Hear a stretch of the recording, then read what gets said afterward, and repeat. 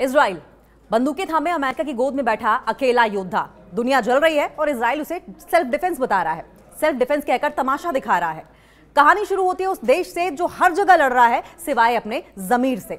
Israel अब कोई देश नहीं, एक वॉर फ्रेंचाइजी बन चुका है। गाजा में बमबारी, लेबनान में मिसाइल, सीरिया में ड्रोन हमले और अब अफ्रीका के कुछ हिस्सों में भी अनौपचारिक हस्तक्षेप करने लगा है। कहां नहीं है ये बंदूकें लिए फिरता। जहां बच्चे स्कूल जाते हैं वहां इजरायली टैंक पहुंच जाते हैं, जहां नर्सें घाव भरती हैं वहां F-16 बम छोड़ जाते हैं। अमेरिका की गोद में बैठा अकेला शेर है ये। इजराइल की बहादुरी का रहस्य क्या है? दरअसल मेड इन अमेरिका साहस है इजराइल का। जब दुनिया कहती है अत्याचार बंद करो, अमेरिका कहता है वी स्टैंड विद इजराइल। जब यूएन में गजा के बच्चों के लिए प्रस्ताव आता है, अमेरिका वीटो का हथौड़ा चलाकर कहता है नॉट टुडे। इजराइल वही बच्चा है जो स्कूल में सबको पीटता है और फिर प्रिंसिपल कौन? अमेरिका। प्रिंसिपल उसे टॉपर घोषित कर देता है।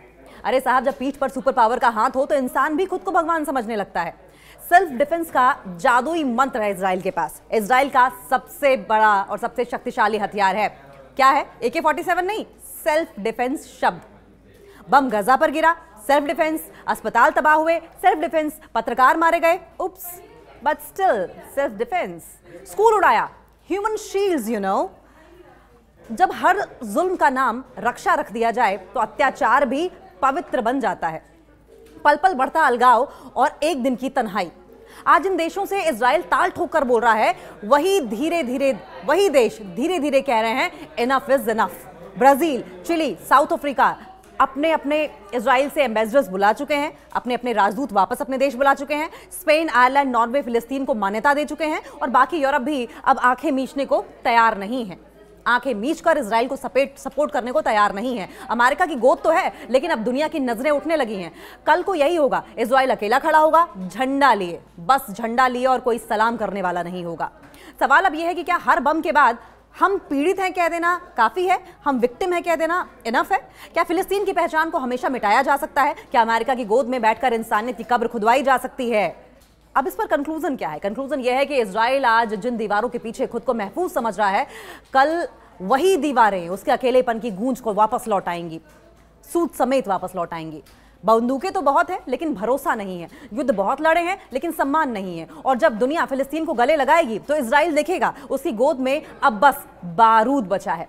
फिलिस्तीन को मान्यता, जब भी फिलिस्तीन को मान्यता देने की बात आती है, इजराइल कहता है नहीं ऐसा तो मत कहो यार। इजराइल की बौखलाहट का महाव्यंग जरा आज आप सुन लीजिए।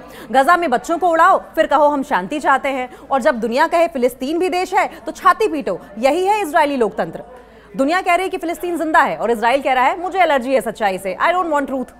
स्पेन, आयरलैंड, नॉर्वे जैसे देश जब बोले फिलिस्तीन को अब हम एक राष्ट्र मानते हैं, तो इजराइल ऐसे चौंक गया जैसे किसी बच्चे को उसके चोरी छिपाए हुए टेस्ट के नंबर सबके सामने बता दिए गए हों। इजराइल, क्या फिलिस्तीन को देश बना दिया जाए? ओ नो, अब मेरी झूठ की दुकान कैसे चलेगी अगर फिलिस्तीन को देश बना दिया जाएगा तो? ये इजराइल का रिएक्शन होता है। हम आतंक से लड़ रहे हैं, ऐसा इजराइल कहता है। हम जिसे चाहें उसे आतंकवादी कह दें क्योंकि हम आतंक से लड़ रहे हैं। इजराइल का फुल टाइम जॉब क्या है आप जानते हैं? इजराइल का फुल टाइम जॉब ये है दूसरों की जमीन पर बम गिराना और उसे सेल्फ डिफेंस बता देना। लेकिन जैसे ही कोई देश फिलिस्तीन को मानता है, फिलिस्तीन को देश मानता है, इजराइल चीख पड़ता है ये तो आतंक का समर्थक है, ये तो हमारी सुरक्षा पर हमला है, ये तो मेरी मनमानी का अपमान है। भाई, फिलिस्तीन को देश मानना आतंकवाद नहीं है, तुम्हारा बम गिराना जरूर लगता है। अमेरिका की गोद इजराइल का मानसिक बूस्टर डोज बनता चला जा रहा है। जब भी दुनिया इजराइल से सवाल करती है, इजराइल तुरंत अमेरिका की गोद में जाकर बैठ जाता है। मम्मी देखो सब मुझे तंग कर रहे हैं। एक क्राई बेबी की तरह इजराइल अमेरिका की गोद में जाकर बैठ जाता है और जो भी सवाल दुनिया की ओर से दागे जाते हैं, अमेरिका की गोद में जाकर बैठकर शिकायत करता है, मम्मी देखो सब मुझे तंग कर रहे हैं, मुझे सवाल पूछ रहे हैं। और अमेरिका बोलता है डोंट वरी बेबी, वीटो मार देंगे। यानी जब बात इंसानियत की आती है तो इजराइल बोलता नहीं है, अमेरिका बुलवाता है। एक राष्ट्र की मान्यता के तौर पर क्या स्टैंड है इजराइल का?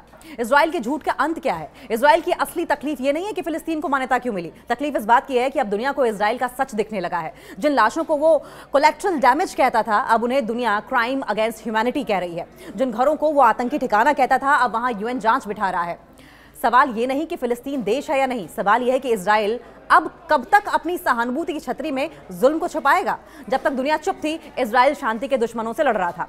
अब जब दुनिया बोलने लगी है तो इजराइल विक्टिम कार्ड खेलने लगा है। भाई, जो 75 साल से कब्जा कर रहा है वो पीड़ित कैसे हो गया? 75 साल से आप कब्जा कर रहे हैं और आप ही पीड़ित हैं।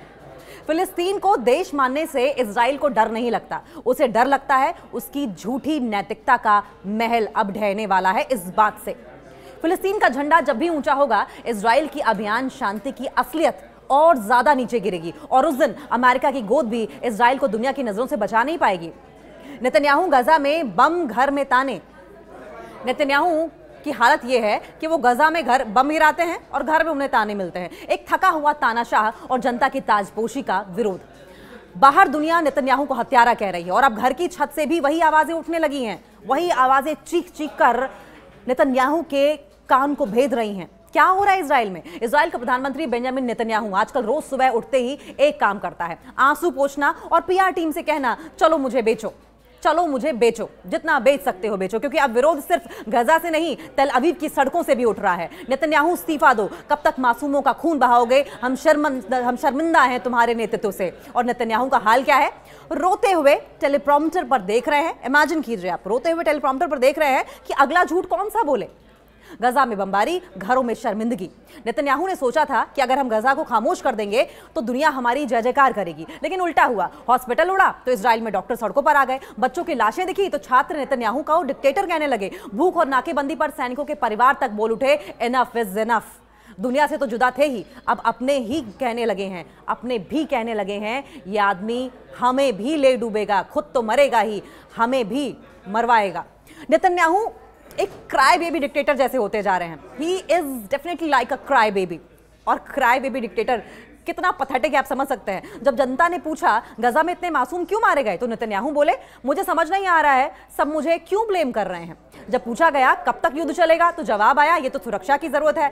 कोड वर्ड फॉर कुर्सी से उतारने की हिम्मत मत करना, यानी कि हर चीज को बता दो कि मुझे नहीं पता हो रहा है और आप एक मैसेज दे दो कि मुझे कुर्सी से उतारने की हिम्मत मत करना। मतलब बम खुद गिराओ, भूख खुद फैलाओ और फिर टीवी पर बैठकर बच्चे की तरह मुंह फुला लो।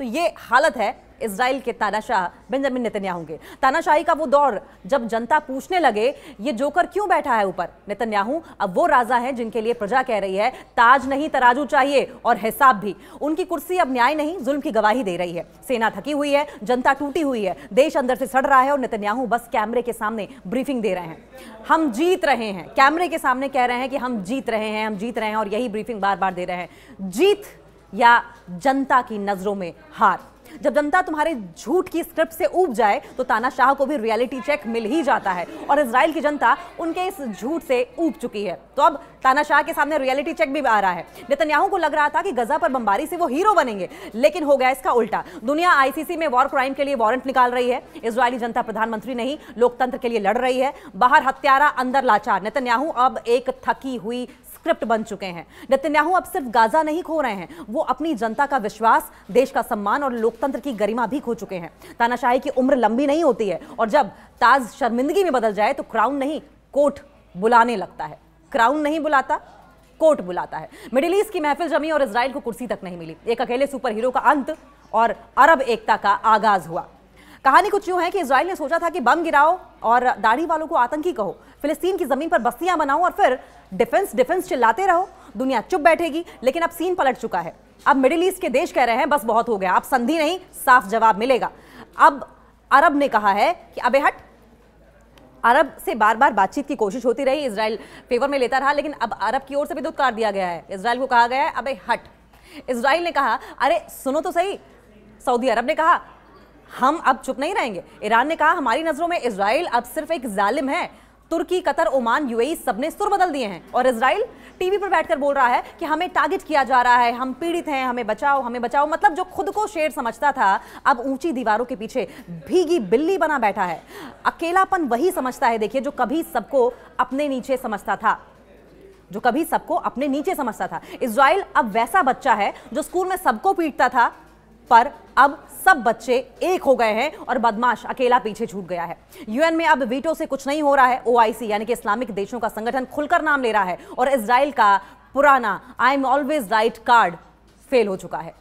अब सिर्फ अमेरिका बचा है, वो भी थक गया है। यूरोप आंखें फेर चुका है। अफ्रीका फिलिस्तीन के साथ खड़ा है। लैटिन अमेरिका नेतन्याहू को वॉर क्रिमिनल कह चुका है और अमेरिका हम इजराइल के साथ हैं पर थोड़ा धीरे मारो, यानी बैकअप का भी बैकअप निकलने लगा है। अब इजराइल अब लिटरली एक गोदी वाला देश बन चुका है, अमेरिका की गोद में बैठा शेर जिसे अब खरगोश भी घूर रहा है।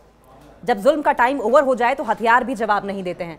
अब इजराइल के पास सिर्फ एक पुराना भाषण है, एक थका हुआ प्रधानमंत्री और कुछ अंतर्राष्ट्रीय वकील बचे हुए हैं। मगर जमीन पर क्या है? अरब एकजुट है, जुल्म का हिसाब मांगा जा रहा है। कभी जो खुद को डेमोक्रेसी का मसीहा कहता था, अब ह्यूमन राइट्स वॉलंटियर घोषित हो चुका है, वॉयलेटर घोषित हो चुका है, ह्यूमन राइट्स वॉयलेटर घोषित हो चुका है। इजराइल अब अकेला नहीं है, वो अकेला छोड़ा गया है, वो अकेला पड़ा नहीं है, अकेलापन उसकी चॉइस नहीं है, उसे अकेला छोड़ दिया गया है, अकेला अपने कर्मों के साथ।